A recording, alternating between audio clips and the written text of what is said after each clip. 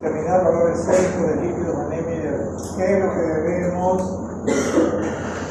tratar de conocer en un examen de sangre para hacer diagnóstico de cardiopatía isquémica? Pensar en los factores de riesgo.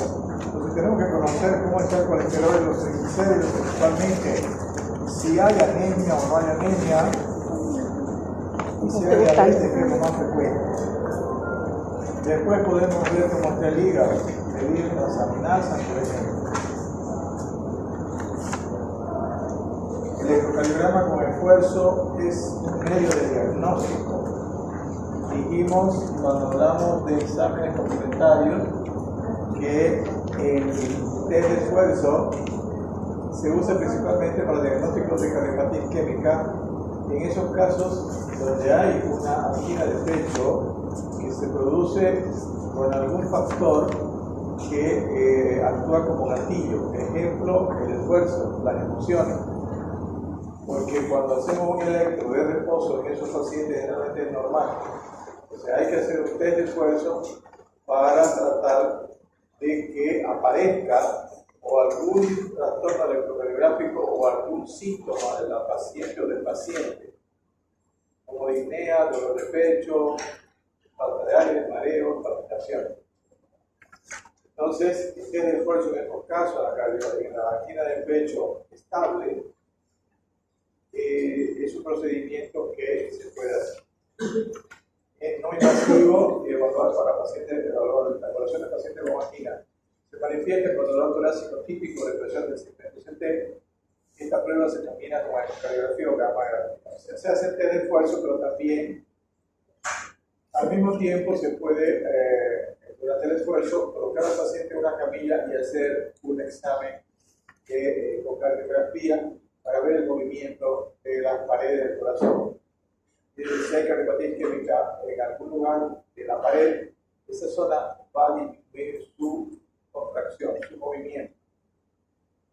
Y gammagrafía también se hace combinado, el esfuerzo con gammagrafía, medicina nuclear, para ver el flujo coronario hacia esa región.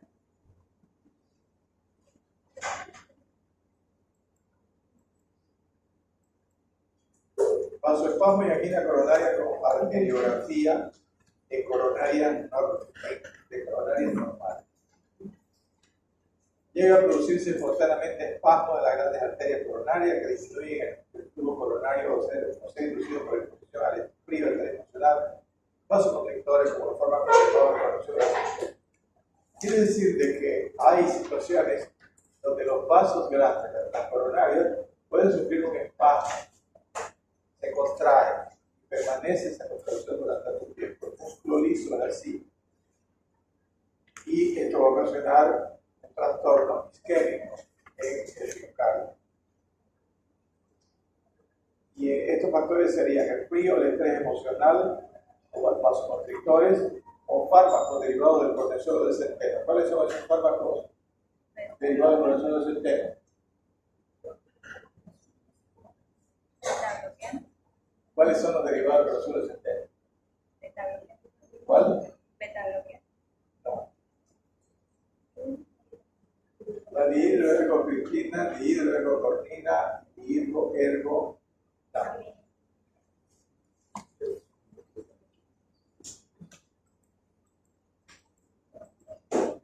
Se pueden producir en coronarias normales o estenosadas silenciosas o con dolor anginoso. Puede haber este infarto por espasmo, obstrucción coronaria visible.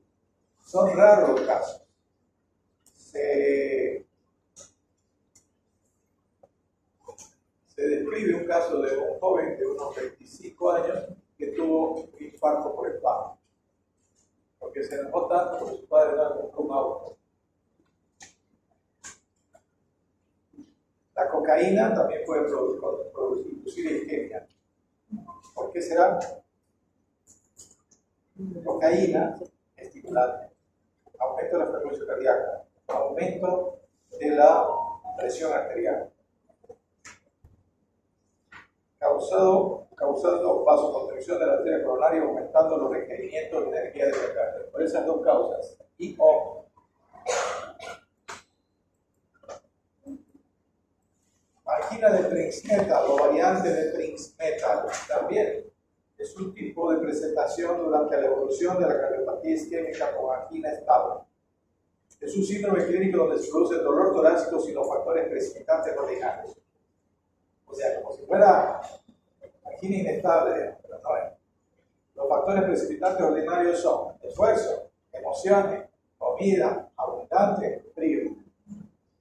Se relaciona con elevación del segmento ST más que con la depresión del segmento ST. Angina de Prinzmetal. Y con frecuencia afecta a mujeres menores de 50 años. ¿Por qué indica menores de 50 años? Porque la mujer en general a esa edad es poco probable que tenga cardiopatía isquémica. Digo yo, menor proporción de mujeres enfermas de esa edad. Todavía hasta cierto punto están protegidas por la hormona femenina.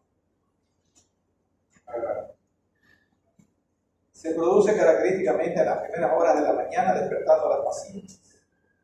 Característico de la angina inestable. No se la toman. Tiende a afectar la arteria coronaria derecha y a relacionarse con arritmia y otros defectos de la conducción. Afecta más la coronaria derecha. Y se acabó. ¿Alguna pregunta? Por todos los medicamentos que nombró Pareja. Son los que tienen los bloqueadores altos. Los correctores de centeno son los que tienen lo que se usan para la migraña.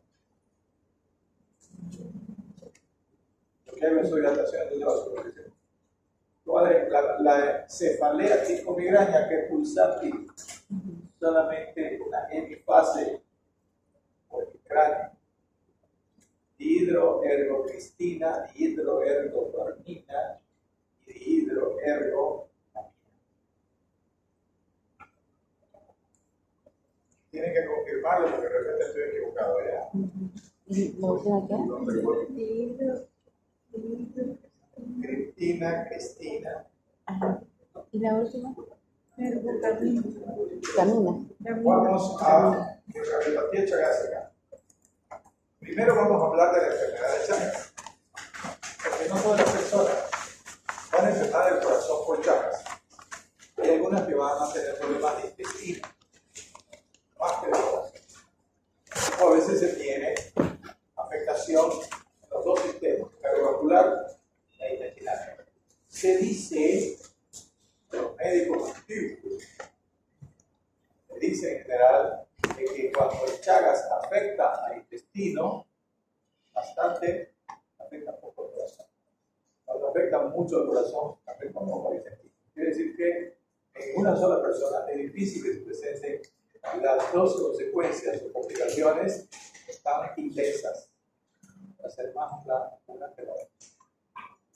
Eso es algo que hay que ver en cada país. La enfermedad de Chagas constituye un importante problema de salud pública. ¿Cuáles son los problemas de salud pública? ¿Qué quiere decir problema de salud pública? Son patologías tan frecuentes en la población que el Estado y el gobierno tienen que hacer las acciones necesarias para que las personas no enfermen. Por eso las patologías, especialmente infantiles, por virus. Es un problema de salud pública para América Latina, afectando aproximadamente este número ya no es tan así, ¿no? Pero existe una cantidad importante todavía.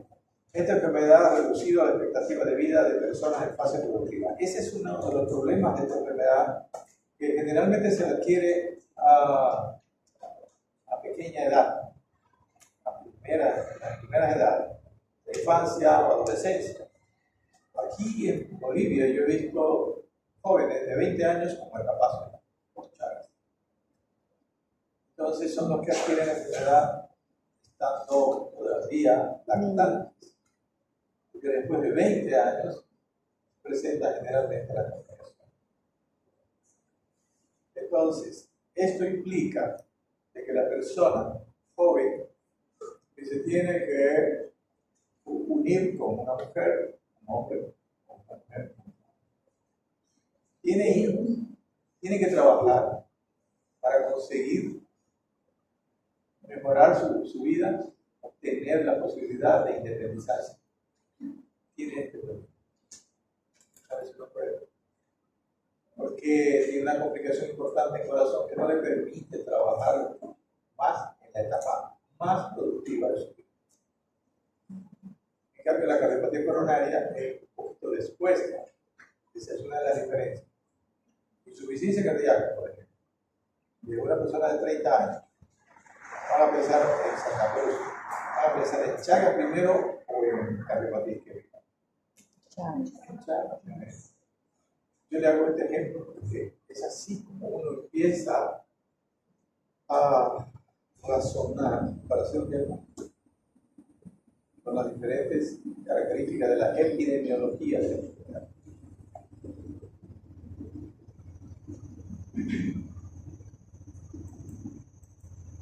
La enfermedad de Chagas o tripanosomiasis sudamericana también se llama tripanosomiasis, es causada por el Trypanosoma cruzi. Tripanosoma hay varios tipos, ¿no? Especialmente en el África. ¿Cuáles son los del África? ¿No? No, un brasileño tiene que ser americanense. Gambiense y rodesiense. ¿Qué quiere decir? De Gambia y de Rodesia. Había un país que se llamaba Rodesia antes, que pertenecía a la comunidad sudafricana. ¿Sabe dónde queda Sudáfrica, no? Al sur de África. Queda en la parte baja de África. Su capital es Ciudad del Cabo. No. Bueno, no lee. Hay un personaje mundial de Mahatma Gandhi, India. El personaje Nelson Mandela, porque ahí fue el peor lugar para el apartheid, la discriminación racial.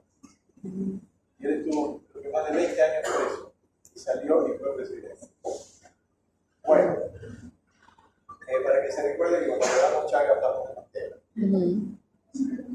Es una parasitosis causada por un protozoo flagelado, el Trypanosoma cruzi. Es endémica de América Latina, desde el norte de México hasta el sur de Argentina y Chile. ¿Qué quiere decir endémica? Quiere decir que permanentemente hay Chagas. Epidémica cuando hay brotes importantes. Endémica, permanentemente hay.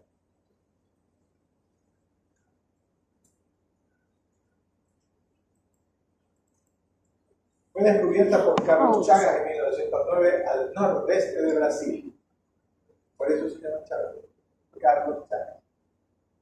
También algunos le llaman Chagas Massa, porque un argentino que se llama Massa tuvo alguna cosa que ver también con el Chagas. Pero más es la enfermedad de Chagas. Clásicamente considerada enfermedad típica del área rural de América Latina. Se la consideraba antes que era solo del campo. Pero la gente del campo, en la evolución de la economía, principalmente ha migrado del campo a la ciudad. En Bolivia, las ciudades han aumentado en población. Entonces la gente del campo ha migrado a la ciudad por muchas razones. Mejores condiciones de vida, en el sentido de que los servicios son mejores. Agua potable, salud, educación.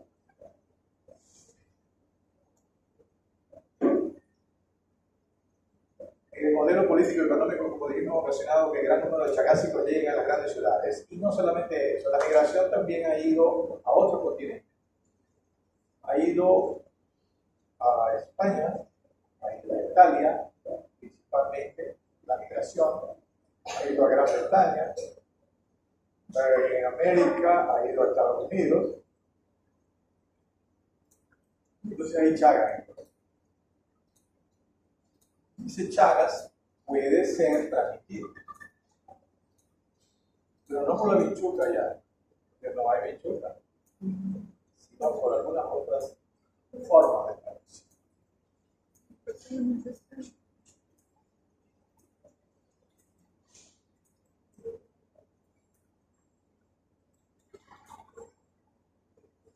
El Chagas es una enfermedad aguda que se cronifica.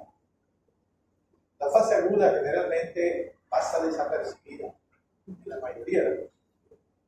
Puede ser que en algunos lactantes se observe sintomatología, pero es sintomatología común a cualquier resfrío, a cualquier situación común de trastorno de la salud.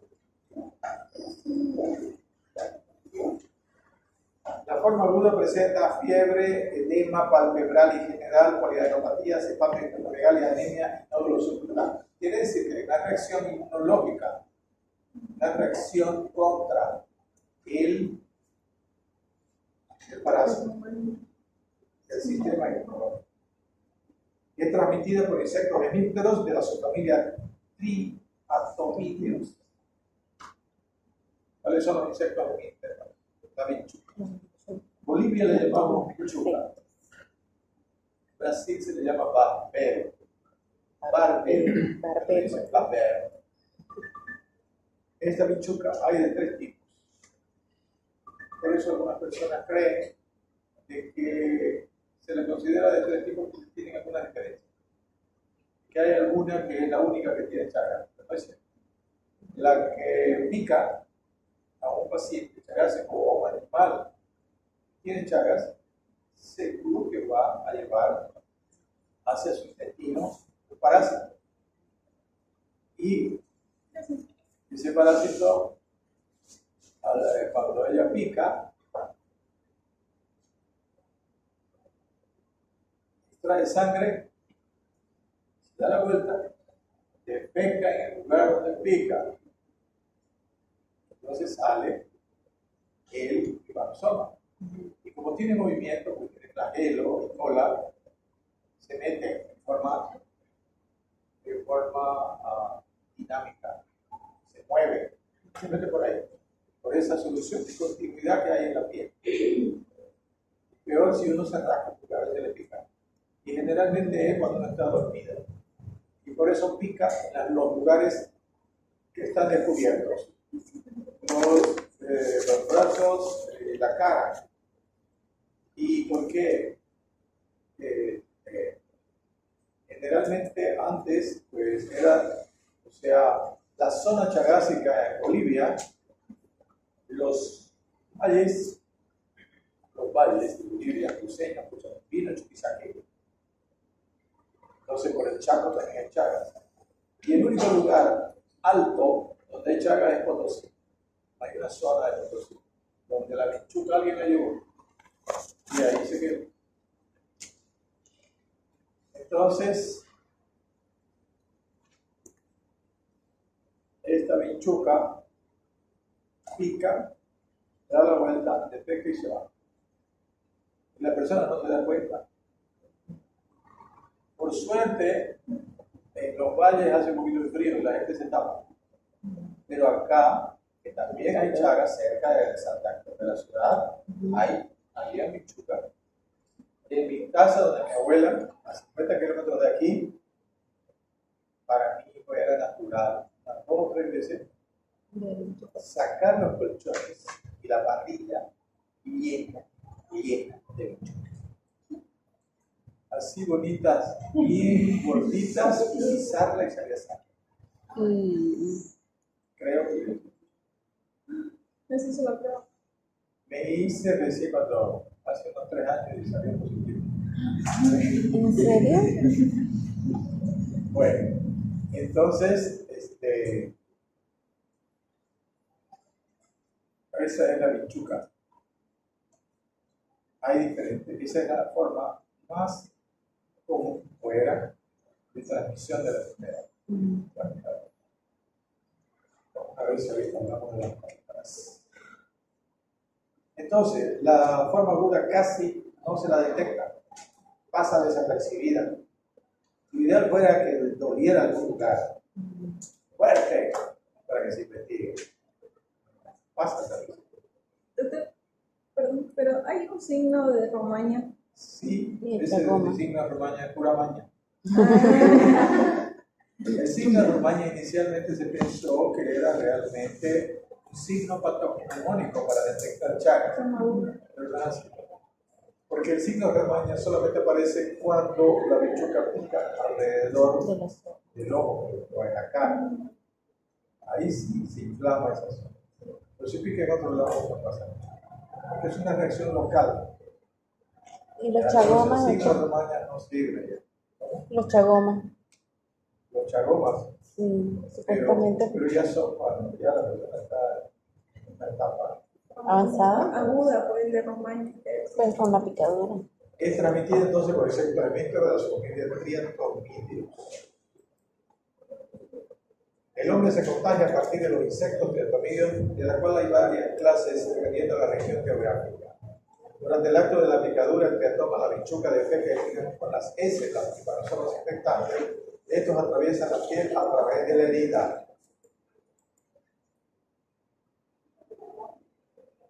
Esta pequeña herida es producida por la picadura o por el rascado del paciente, produciéndose erosiones en la piel.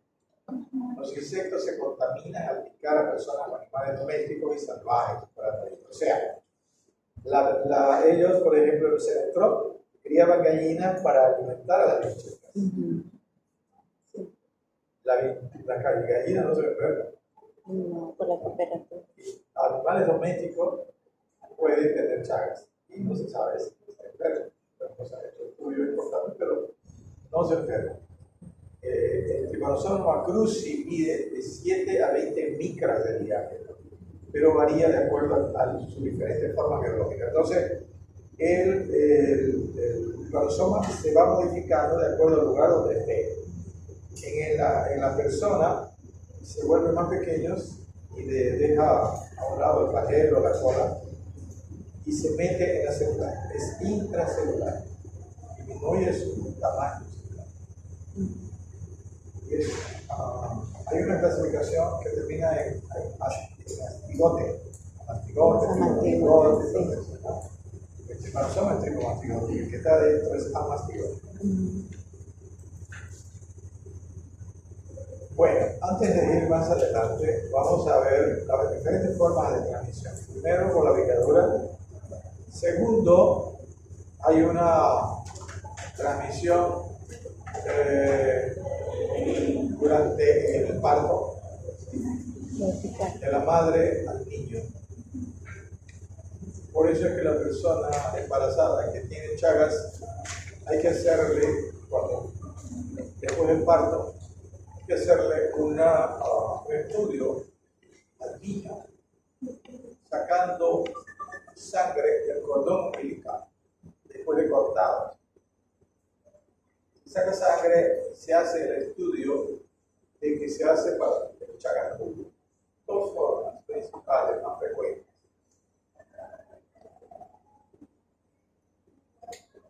Reacción de Stroke, gota gruesa.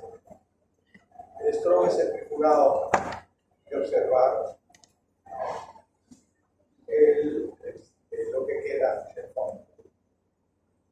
Y la gota gruesa saca una gota de sangre directamente al portaobjetos sin mirarlo directamente.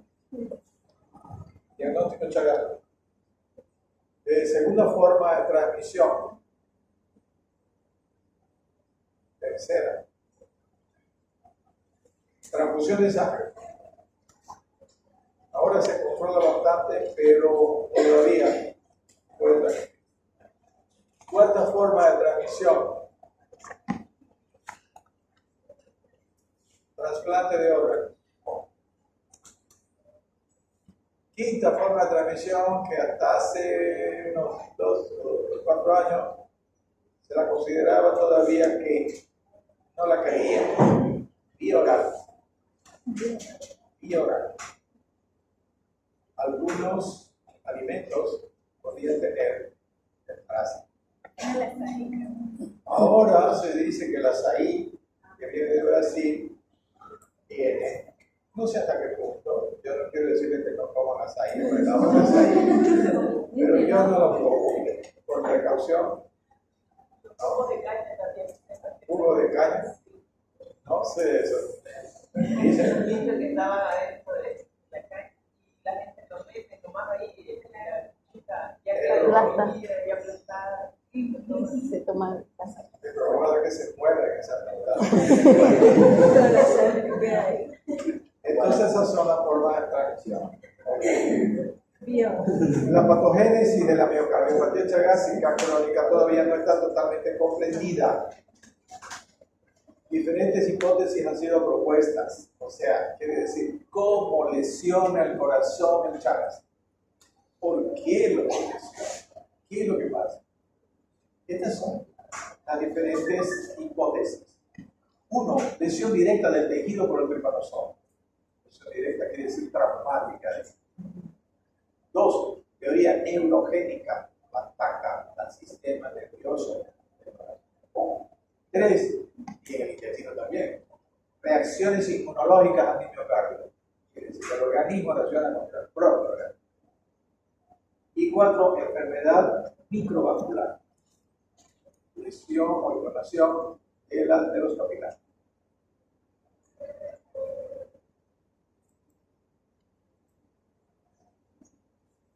Aumentaremos una hipótesis alternativa. Creemos que el desarrollo de la miocarditis está relacionada a necrosis focal progresiva y acumulativa asociada a fibrosis intersticial reparativa y reactiva y hipertrofia miocitaria circulante. Esto es un conjunto de todo lo que dijimos. ¿Ya? Proceso inflamatorio, lesión directa y el proceso inflamatorio también provocado por la reacción del mismo organismo con la sustancia. Y eso ocasiona toda la inflamación que ocasiona.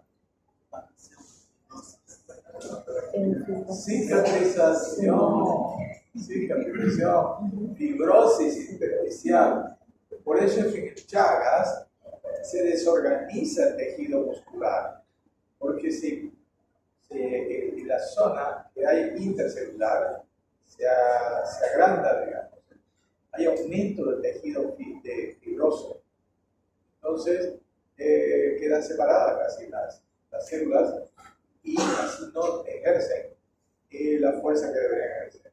Entonces se trastorna toda la simetría que tiene que tener el músculo cardiaco y empieza a dilatarse.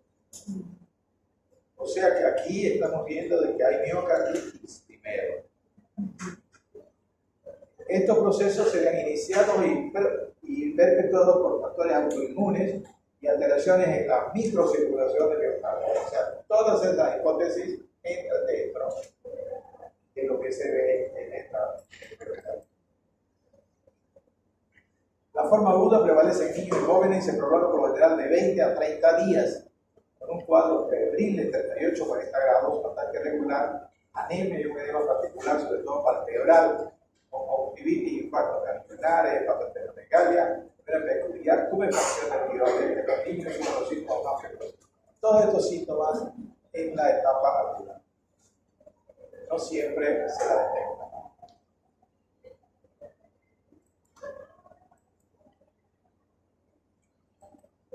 Ya en la fase aguda el corazón puede estar intensamente afectado, como miocarditis, apareciendo disnea. Se comprueba a veces dilatación ventricular con trastornos electrocardiográficos, bloqueo y alteraciones de la onda T, como si fuera isquemia. En algunos enfermos aparecen también manifestaciones meningoencefalíticas. Yo lo he visto, trastornos del sistema nervioso, que junto con las cardíacas son las responsables de algunos fallecimientos.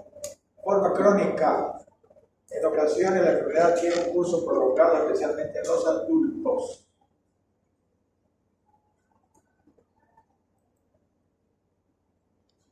La afectación cardíaca suele ser el rasgo predominante. Entonces, lo que más trastorno le causa al organismo es cuando se produce la lesión cardíaca. La cardiopatía chagásica tarda varios años en caracterizarse clínicamente. Las más de las veces aparece sin que existan antecedentes aparentes de enfermedad aguda. Otras veces surge de una forma aguda, seguida de varios años de aparente curación con periodos de síntomas indeterminados. Entonces, ¿cuál es la clasificación? Fase aguda y fase crónica. La fase crónica tiene dos partes, indeterminada y sintomática. La indeterminada es cuando se tiene Chagas, pero no hay ningún síntoma, la persona es normal, puede hacer todo lo que quiera. Y ya la otra fase es cuando aparecen los síntomas.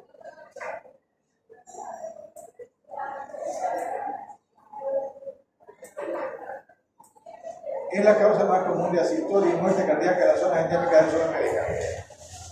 ¿Cómo muere un chagásico? Con cardiopatía importante crónica. Sistolia o por insuficiencia cardíaca. ¿Qué es la sistolia?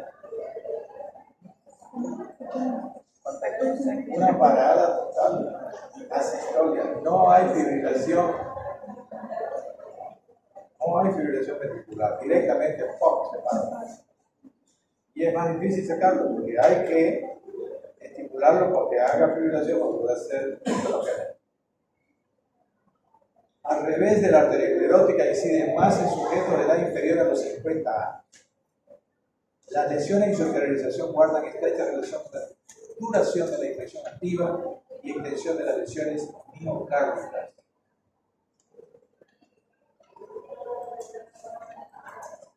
Radiológicamente se prueba marcado agrandamiento del área cardíaca, cardiomegalia, siempre tiende a haber cardiomegalia. No es excepcional la muerte súbita, o sea, es lo más frecuente.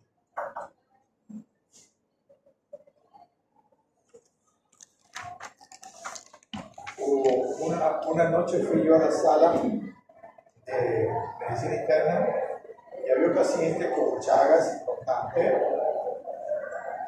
y estaba el paciente charlando con otro ahí. Antes había un box y de un momento al otro ¡pum! Se cayó.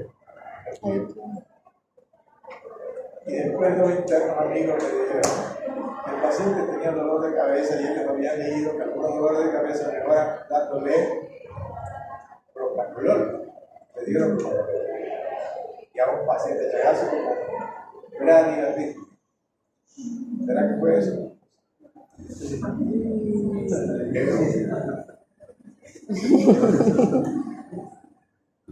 Diagnóstico. El parásito puede demostrarse en la sangre y por el procedimiento de la gota gruesa y con la reacción de Stroke. El llamado pseudodiagnóstico. ¿Han escuchado hablar de pseudodiagnóstico? ¿No? Es bastante comentado, antes más que ahora, porque se pensaba que el pseudodiagnóstico se hacía realmente el diagnóstico de la enfermedad y no es cierto. El pseudodiagnóstico se usa solamente para hacer investigación. Porque ¿de qué se trata el pseudodiagnóstico? Se trata de criar ninfas, hijas de bichucas que no tienen enfermedad y colocarlas en la parte interna del brazo, 1 o 2 capas en cada brazo, 40 ninfas, y dejarlo un tiempo y ellas sacan sangre. Y después hay que ver en el microscopio todas las heces fecales de estas ninfas para ver si hay una bien. Entonces, la gente pensaba, cuando se le hacía ese examen, de que si no tenía, ninguna de las ninfas tenía su parásito, ya estaba curada. Pero que sí, porque en el Chagas crónico, los parásitos que están circulando son raros. ¿Por qué? Porque los parásitos en el tejido forman microquistes, por ejemplo en el corazón, o entran a la célula y se van reproduciendo. Entonces forman microquistes que después explotan y algunos de esos microquistes, de esos parásitos van a entrar a la circulación y van a circular. Y sigue así. Por eso es que la lesión permanece. Ningún medicamento puede matar al parásito dentro de la célula. Fuera de la célula sí, pero dentro no. Por eso el Chagas agudo se puede curar. El Chagas crónico hasta ahora no se puede curar. ¿Por qué no se ha conseguido medicamento? Probablemente porque es una enfermedad de los pobres. Y no porque se discrimina a los pobres, sino porque si se produce algún medicamento, ¿quién lo va a comprar? Si no tiene plata los pobres. No. Entonces todo es comercio en la vida. ¿Por qué? Porque todo cuesta. Nada es gratis en esta vida. Si ustedes creen que le están dando gratis el gobierno o la cosa, no es gratis. Aquí les regalamos un puente. Mira, un puente con nuestra plata. Esto es gigante. Les regalamos una plaza, un hospital de primer nivel. Mira, no regalan nada.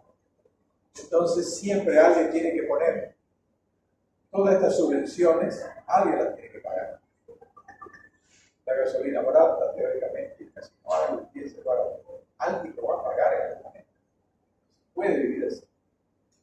Es por eso entonces que había un medicamento que se llamaba Ragonil o Radanil, existe todavía, o Rochagan, tenía 3 nombres de la línea Roch inicialmente.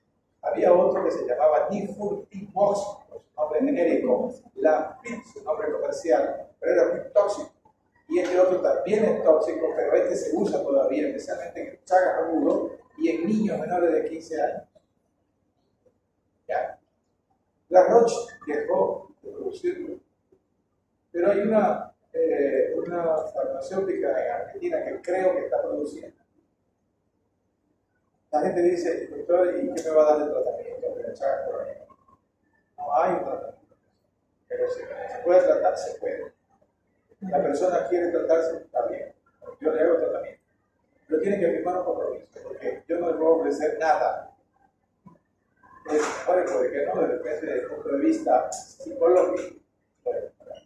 Yo le hice un tratamiento a un chico cuando atendía a los estudiantes que tenía un problema intestinal y lo iban a operar. Entonces le hizo un tratamiento previo con Ragonil.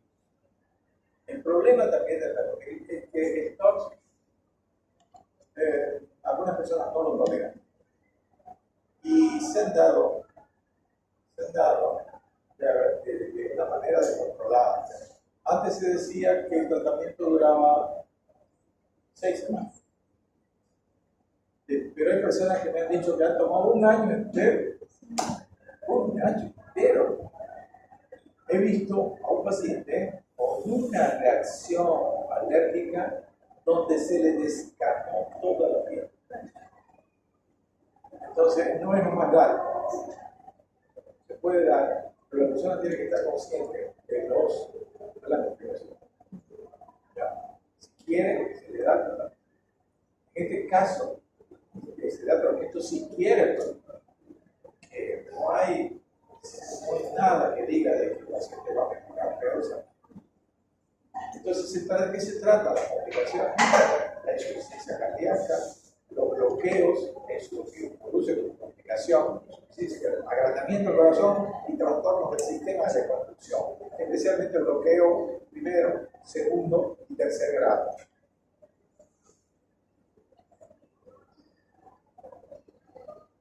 Doctor, entonces no hay nadie que haya tenido ya en fase crónica con tratamiento hasta ahorita, que haya hecho algún estudio con alguna persona. No hay nada seguro. En Brasil, por ejemplo, hay una, en Bahía creo que es, hay un instituto que investiga. Yo voy más a Brasil al Congreso, en todos los congresos que voy quiero ver si hay algo nuevo.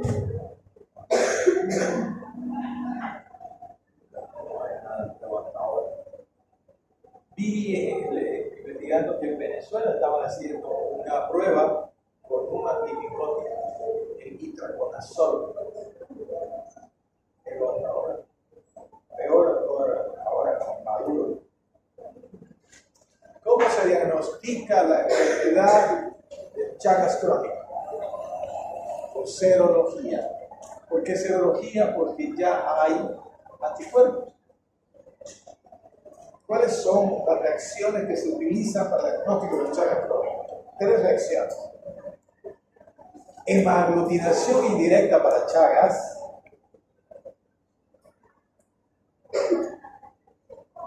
HAI,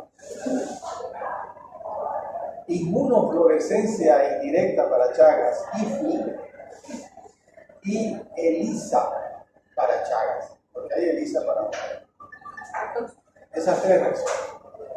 ¿Cuántas reacciones se deben hacer para tener una especificidad del 99.9%? Ustedes tienen que estar seguros de que realmente es Chagas. Dos reacciones. O HAI y ELISA, o IFI y ELISA. Una sola reacción no es suficiente. Hay Chagas, diagnóstico que se hace, por ejemplo, para detectar si la persona probablemente tiene Chagas para dar sangre. Esas reacciones se hacen con HAI, pero con una dilución muy pequeña. O sea, muy grande sería, pero para que entiendan, muy pequeña. 1 en 40, por ejemplo, 1 en 80. Tiene que ser por lo menos 1 en 120 y a más 1 en 250. ¿Qué quiere decir esa dilución? Quiere decir que a medida que es mayor la dilución, se van retirando todos los probables elementos que pueden causar falsos positivos. Es más pura. La mayor dilución, si sale positiva, es que seguro que es positiva.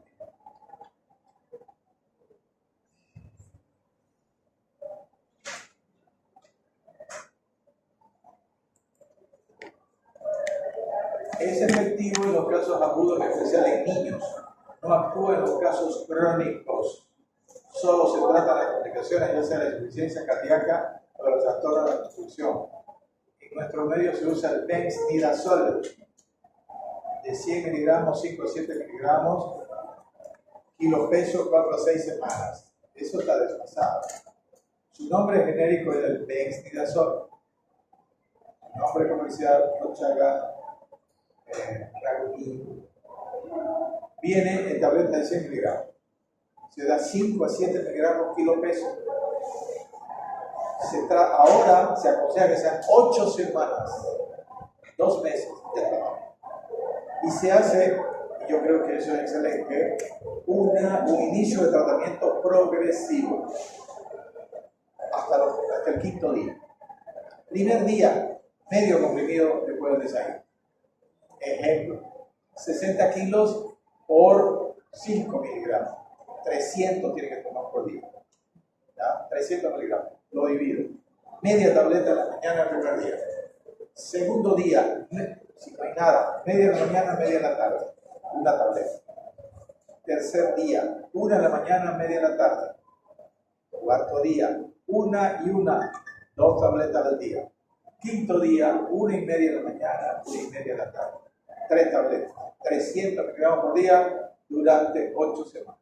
Ese es el tratamiento actual que se propone. ¿Qué más podríamos hablar del Chagas? Afecta al intestino también, produce lesiones en los plexos de Meissner y Auerbach. Entonces, ¿qué produce? Un total descontrol del tejido.